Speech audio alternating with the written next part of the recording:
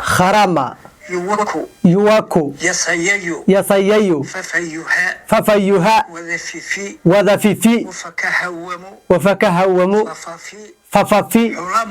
حرمتا waxaa suurtagal ah inaad yaaban tahay oo aad isleedahay shiiqa muxuu akhrinayaa ninkaanse muxuu ka daba akhrinayaa ha yaabin aniga ayaa si wacan kuu fahansiinaya muuqaalka marka hore noo sheer garee shiiqa allaha barakeeye waa shiiq soomaaliyeed oo ruug caddaa quraan ruuga waxaa maanta nala barayaa nala fahansiinayaa inay jirto qaacidooyin iyo formula aad u fudud kuwa oo aad ku xifdin karayso qur'aanka kariimka waa tahay dhammaanteen waxaynu jecelnahay inaynu xifdinno qur'aanka kariimka qof weliba aad ayuu u jecel yahay inuu noqdo qaari qur'aan waa tahay haddaba qaacidadani uu shiiqa akhrinaya aniguna aan ka daba akhrinayay waa qaacido kuu fududaynayso in aad xifdiso suuraturaxmaan waa tahay haddaba bal aynu dhegaysanna xuruuftani erayada shiiqu isu ka keenay ee aynu maqlaynay qaabka ay u noqon karayso ama qaabka loogu xifdin kara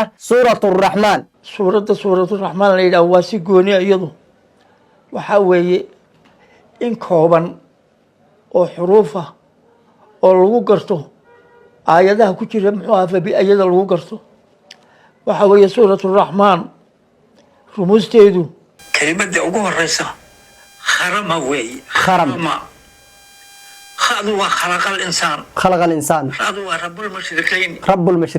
ميمكنا مرج البحرين يوكب كحكتها يدوا يخرج منهم اللؤلؤ وله الجوار المنشآت كاف هو كل من عليها يسهي يأذه وحوي يسأله سنكوا سنفرغ لكم ياذا دم يا معشر الجن توبسي دم يا دم وحوي يرسل عليكما يا سيئ ففيها فأظهر وحوي فإذا انشقت السماء فالحيان وفي يومئذ لا يسأل يأذن ويعرف المجرمون الله أكبر هذا وهذه جهنم التي يكذب ففيها وذففي وهو ولمن خاف ذلك نوال أفنان فاظهر وفيهما عينان تجريان الله أكبر فهذا حتى وفيهما فاكهة ونخل فكهوموا ميم كهروا متكئين على فرش بطائنها فأذن وفيهن قاصرات الطرف كاف وكأنهن الياقوت هذا هو هل جزاء الإحسان ومن دونهما ممكن ومدهامتان وحاول أن يتصدح فؤود ففي فهذا هو فإذا انشقت فهذا هو فيهما عينان ضاختان فهذا حسان وفيهما فاكهة ونخل ورمان فهذا كلا حسان فيهن خيرات حسان وي هذا هو حور مقصورات